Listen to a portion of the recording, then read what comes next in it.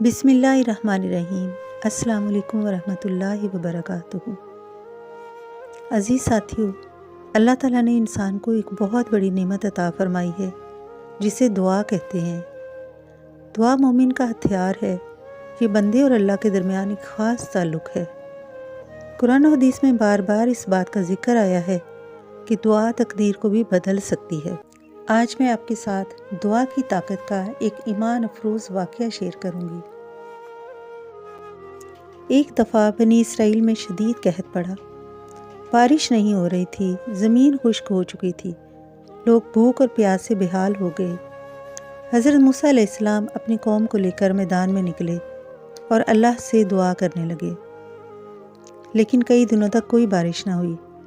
پھر اللہ تعالیٰ نے وحی نازل فرمائی کہ اے موسیٰ، تمہاری قوم میں ایک ایسا شخص ہے جو مسلسل گناہ کرتا رہا ہے، جب تک وہ تم میں موجود ہے میں بارش نہیں برساؤں گا۔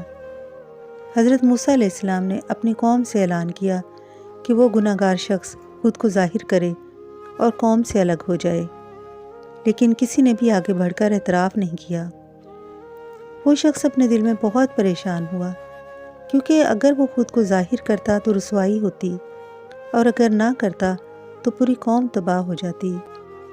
اس نے دل سے توبہ کی اور روتے ہوئے اللہ سے معافی مانگی اور دعا کی، یا اللہ، میں نے ساری زندگی گناہ کیے، مگر تو عیب چھپانے والا ہے، تو نے مجھے رسوا نہ کیا، آج بھی مجھے رسوا نہ کر اور اپنی رحمت سے بارش نازل فرما دے۔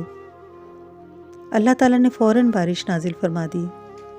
حضرت موسیٰ علیہ السلام حیران ہوئے کہ وہ گناہ گار شخص تو باہر نہیں آیا، پھر بارش کیسے ہو گئی؟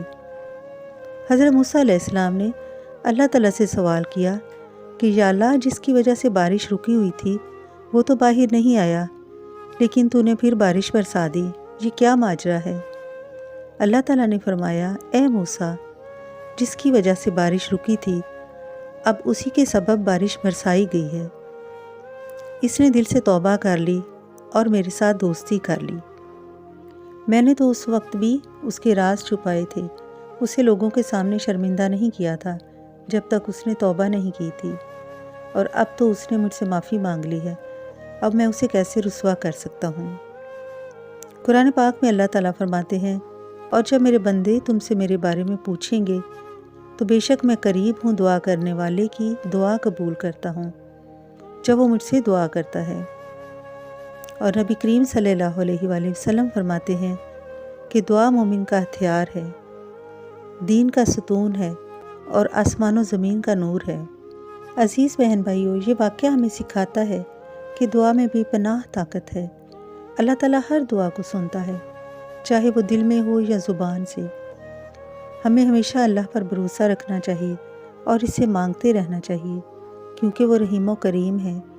اگر ہم سچے دل سے توبہ کریں اور دعا کریں تو اللہ تقدیر بھی بدل سکتا ہے۔ دعا کسی بھی پریشانی، بیماری، مشکل یا گناہ سے نجات کا ذریعہ ہے۔ ہمیں ہر حال میں اللہ سے مانگتے رہنا چاہیے، کیونکہ وہی سب کا رب ہے اور ہر چیز پر قادر ہے۔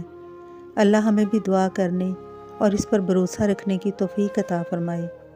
آمین یا رب العالمین۔